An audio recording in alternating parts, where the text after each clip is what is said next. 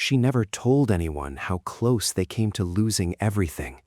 Not her mother, not her neighbors, not the women at church who smiled and passed the casserole dish like everything was fine. She smiled too. That was the rule. You smiled, you managed, and you never let the cracks show. It's 1953, a small kitchen in Ohio, late October. The overhead bulb throws a yellow glow across the linoleum. Outside, the wind is picking up. Inside, it's quiet. That particular kind of quiet that only exists when children are finally asleep and a woman is alone with numbers that don't add up. Her name is Dorothy. She is 26 years old. Her husband works at the plant. They have 3 kids, 1 car with a slow leak in the front left tire, and $11 left until Friday. She spreads the bills across the kitchen table. Her hands are steady. Her jaw is tight. She doesn't cry. She stopped doing that months ago because crying took time she didn't have. She picks up a pencil, opens a small notebook, the kind they sold for a nickel at Woolworth's, and she starts to write. Not a letter, not a list of wishes, a plan. And what happened next, no one saw coming. Not her husband, not her neighbors, not even Dorothy herself. Not fully, not yet. Because what she was about to build over the next 30 years wasn't loud. It wasn't flashy. It left no headlines, no press releases, no celebration at all. Her real story didn't start with success. It started with something most people today would completely overlook. The notebook wasn't new. Dorothy had bought it 3 years earlier, back when she was still in her last year of home economics at Jefferson High. She'd used it to copy down recipes, pot roast, cornbread, the correct way to fold a fitted sheet so it didn't look like a crumpled argument. She hadn't thought much of that class at the time. None of them had. It was just home ec, something you sat through between algebra and gym, something the guidance counselor called practical preparation for domestic life, which to a 17-year-old girl in 1950 sounded about as exciting as watching paint dry on a fence post. But she'd kept the notebook. That part mattered. Now, 3 years into a marriage, 2 months behind on the gas bill, and stretching a pound of ground beef across 4 dinners, Dorothy opened it again. The kitchen smelled like dish soap and burnt coffee. The clock above the stove ticked loud in the silence. She could hear her youngest breathing through the wall, that soft, steady rhythm that only sleeping children make, the sound of someone who didn't know yet how complicated the world was. Dorothy looked at the numbers on the table. Then she looked at the notebook. Something her home ec teacher, Mrs. Patterson, a small woman with reading glasses on a beaded chain, came back to her slowly, like a light being turned up on a dimmer switch. A woman who plans before she spends, Mrs. Patterson had said, will always have more than a woman who spends before she thinks. Dorothy hadn't written that down back then. She hadn't needed to. It had stayed anyway. She pressed the pencil to the first blank page, and she started. Go back 4 years. Jefferson High, room 114. The classroom smelled like flour and floor wax. 6 sewing machines lined the left wall.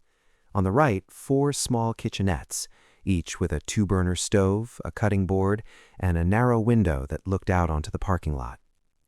Mrs. Patterson stood at the front, chalk in hand, her posture so straight it seemed deliberate, like a quiet argument against slouching.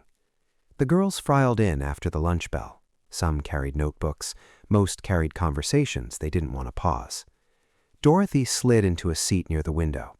Her friend Carol dropped into the chair beside her and immediately whispered something about a boy from the football team. Dorothy laughed.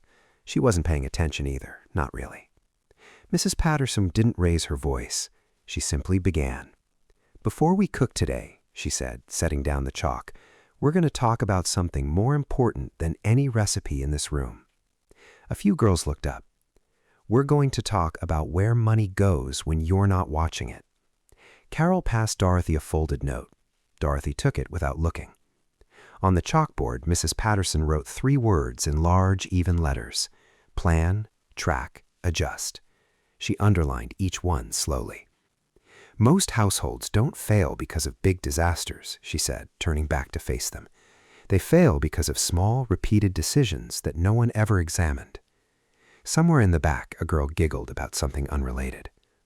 Dorothy unfolded Carol's note, read it, smiled, but her eyes drifted back to the board. The A&P on Millbrook Avenue was busiest on Saturday mornings.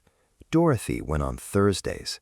Not because she preferred Thursdays, because Mrs. Patterson had mentioned once, almost as a side note, that quieter stores meant clearer thinking, less noise, less temptation, less of that slow, invisible pressure that builds when other people's carts are full and yours isn't.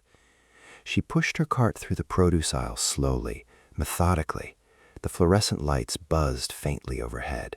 The floor was cold through the soles of her shoes. In her left coat pocket, her handwritten list. In her right, the exact amount of cash she'd allocated for groceries that week. Not $1 more. She stopped at the canned tomatoes, reached for the name brand, then paused. Moved her hand left. Store brand, 4 cents cheaper. She put 2 cans in the cart. It wasn't a dramatic moment. There was no music, no revelation, just a quiet decision made by a woman standing under buzzing lights, holding 2 cans of tomatoes like she was weighing something far heavier than tin. And in a way, she was. At the meat counter, her son's voice came back to her. That morning at breakfast, his small face earnest and completely unreasonable. "Mama, can we get the good bologna, the thick kind?" She kissed his forehead, said she'd see. She stood there now, looking at the thick bologna, then at the regular, then at the number in her head. She put the regular in the cart. It wasn't cruelty. It wasn't deprivation. It was something Mrs. Patterson had called the discipline of the necessary, knowing the difference between what you want in the moment and what you actually need to survive the month. Dorothy's cart reached the register exactly 4 cents under budget. She exhaled slowly through her nose. Nobody noticed. Nobody clapped. But she noticed. It started with the bathroom light. Dorothy noticed it on a Tuesday evening. Her oldest, Robert, had left it burning again, bright and indifferent, while he sat in the living room listening to the radio. She stood in the hallway for a moment, just looking at the light spilling under the door. She didn't yell. She walked in, turned it off, and stood in the sudden dark for just a second longer than necessary, thinking. That light ran maybe 2-3 hours a day when nobody needed it. The water Robert left running while brushing his teeth. The pot she'd boiled for noodles, larger than the portion required, burning gas for an extra 4 minutes. The half-used bar of soap dissolving in a puddle on the sink's edge because no one had set it on the dish. None of it felt like money. That was the problem. It never felt like money until it wasn't there anymore. Mrs. Patterson had called them silent expenses, the costs so small and so routine that the mind simply stopped registering them, like background noise, like the hum of a refrigerator you only notice when it stops. Dorothy started a second page in her notebook that week. Not income, not bills, just waste. Every unnecessary light, every running tap, every heel of bread going stiff in the bread box before anyone touched it. She wrote them all down without judgment, the way a doctor takes notes, not to feel bad, but to understand. By the end of that first week, she'd identified nearly 60 cents in pure, invisible loss. 60 cents that simply evaporated every single week. She gathered the children after dinner one evening, explained it the way Mrs. Patterson might have, plainly, without drama. Robert listened. Her daughter Eleanor nodded seriously. Even the youngest seemed to understand, in the way small children understand things, not with their minds, but with something quieter. The next morning, every light in the house was off before breakfast was finished. It wasn't a rule. It had become something better than a rule. It had become a habit. It was the 15th of November when the furnace made the sound. Not a loud sound, not the kind that shakes walls or wakes children, just a low, reluctant groan from somewhere beneath the kitchen floor, the kind of sound old machines make when they're tired and running out of patience. Dorothy heard it from the sink. She set down the dish she was drying, stood still, listened. The furnace groaned once more, then settled back into its normal rhythm. But something in the air felt different, slightly colder at the edges, a draft she hadn't noticed before, tracing along the baseboard. She knew what that sound meant. She'd grown up in a house with a furnace just like it. She dried her hands slowly on the dish towel, walked to the kitchen table, opened the notebook to the budget page, and looked at the numbers she already knew by heart. $11.40 remaining until the end of the month. The furnace repair, if it came to that, would cost at least $8. She sat down. The kitchen was quiet. The children were in bed. Her husband was on the late shift, wouldn't be home until after midnight. The clock ticked. The draft moved again along the floor, cool and indifferent. From the outside, she looked calm. She was sitting straight, hands folded on the table, face still. Inside, it was a different story entirely. Inside, there was a voice, sharp and familiar, running calculations she didn't want to do. What gets cut? What gets delayed? Whether the gas bill could wait another week without consequence. Whether pride was something she could actually afford right now. She hated that voice. But she listened to it anyway. Because ignoring it, she had learned, was how people ended up with nothing. She pulled the notebook closer, turned to a fresh page, and began, very quietly, to problem-solve her way out of a crisis no one else in the house even knew existed yet. She had 7 envelopes, not fancy ones, the plain kind, the sort that came in a box of 50 from the Five and Dime. She'd written on each one in pencil, small and neat, pressing just hard enough to make the letters clear. Groceries, gas bill, electric, household, children, church, emergency. Every payday, before anything else happened, before her husband's coat was even hung by the door, the cash was divided, counted out in the kitchen, quietly, while the kettle heated. Each bill placed into its envelope with the same calm deliberateness of someone who understood that disorder was expensive. It wasn't a system she'd invented. Mrs. Patterson had sketched it on the chalkboard one afternoon in October, almost as an afterthought between a lesson on preserving summer vegetables and the correct internal temperature for a roasted chicken. Money without a category, she'd said, tapping the chalk against the board, is money already spent on nothing. Dorothy had written that one down. The envelopes didn't solve everything. There were weeks the grocery envelope ran thin by Wednesday. Weeks the household envelope sat untouched, and she quietly moved $1 from it to electric without telling anyone, not even herself in any dramatic way, just a small, clean adjustment. No guilt, no crisis. Just a system doing what systems do when you respect them enough to use them honestly. The meal rotation helped too. Monday was always bean soup. Tuesday, whatever protein had been on sale that week. Wednesday, eggs, cheap, filling, reliable as a good neighbor. Thursday, the leftovers stretched with broth or bread or both. Friday, something small and slightly better, because even discipline needed breathing room. Nothing was wasted, not a heel of bread, not a spoonful of drippings, not a single day of the week left unplanned. From the outside, it looked like ordinary housekeeping. It wasn't. It was architecture. Quiet, invisible architecture. The kind that doesn't appear in photographs or earn compliments at dinner parties, but holds everything up regardless. Dorothy closed the last envelope, stacked them neatly beside the salt shaker, poured her tea. It was Dorothy's mother who noticed first. She came for Sunday dinner in early December, the way she always did, arriving 15 minutes early, bringing a coffee cake wrapped in wax paper, moving through Dorothy's kitchen with the comfortable authority of a woman who'd once owned it. She noticed the bean soup reappearing, the careful portions, the way Dorothy redirected conversation whenever money came near it, smooth and practiced, like a river finding its way around a stone. After dinner, while the men talked in the living room and the children chased each other down the hallway, her mother stood beside her at the sink and said nothing for a long moment. Then, quietly, "How bad is it?" Dorothy scrubbed a pot that didn't need scrubbing. "We're fine, Mama." Her mother didn't push. She simply reached into her apron pocket and set something on the counter beside the dish rack without a word. $20, folded once. Dorothy stared at it.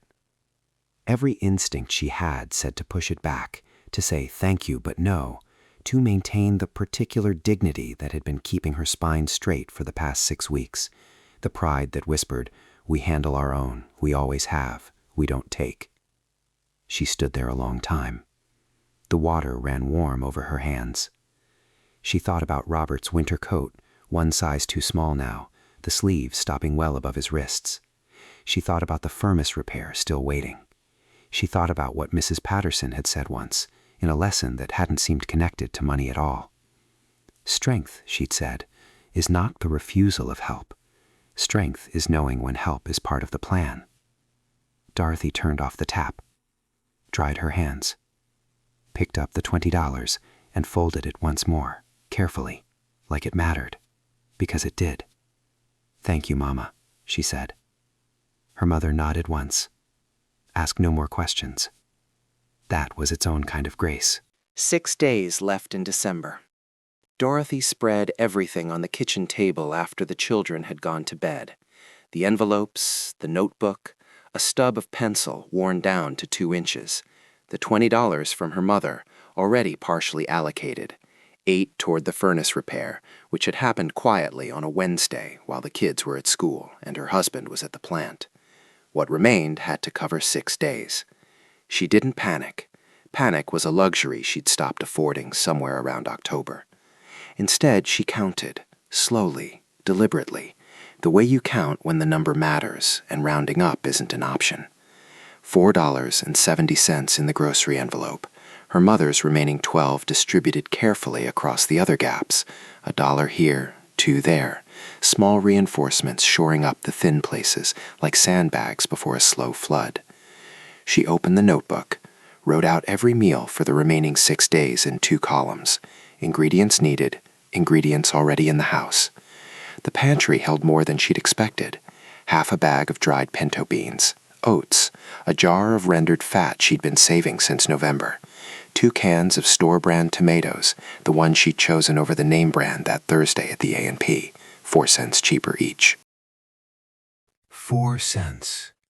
Standing in the kitchen now, she almost laughed at that. How 4 cents, chosen quietly under buzzing lights weeks ago, was sitting in her pantry right now doing actual work. Nothing she'd saved had been dramatic. Not one decision had felt like a turning point in the moment it was made. But here they all were, stacked up, holding. She planned Tuesday around the beans, Wednesday around the oats. Thursday was eggs again, reliable, forgiving, never once complaining about being asked to do more than their share. She wrote it all out in January 2 came columns, quietly. clean and The certain. furnace held, Closed the the children went notebook. back to school with full lunches, the bills were paid. Not early, not with anything left over to celebrate, but paid, completely, without borrowing from next month to cover this one. Dorothy sat at the kitchen table on the 1st of January with a fresh page open in her notebook. She didn't feel like she'd won anything. She felt like she'd held something together that mattered. And that, she was beginning to understand, was its own kind of victory, the kind that doesn't make noise, doesn't draw attention, doesn't ask to be acknowledged. She wrote the date at the top of the page and started the next month's plan. That was 1953. By 1963, Dorothy and her husband owned their home outright, no mortgage.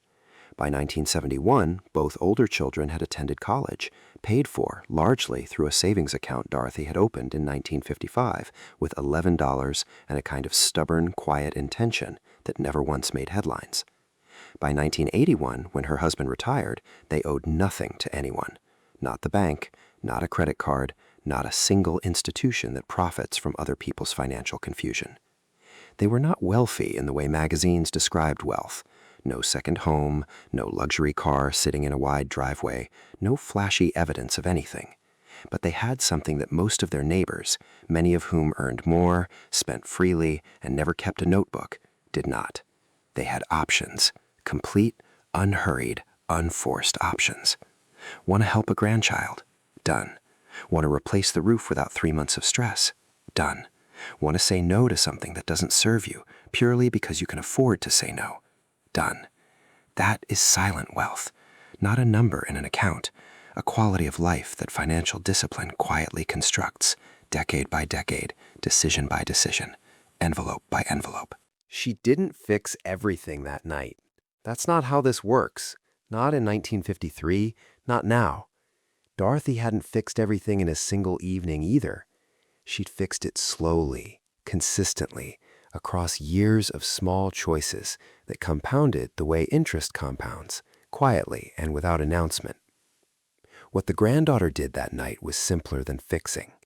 She started paying attention. She canceled the streaming service she hadn't opened in 4 months, moved $17 into a separate savings account, not because $17 was going to change her life, but because the act of moving it deliberately, intentionally, with a clear purpose, was different from anything she'd done with money in years.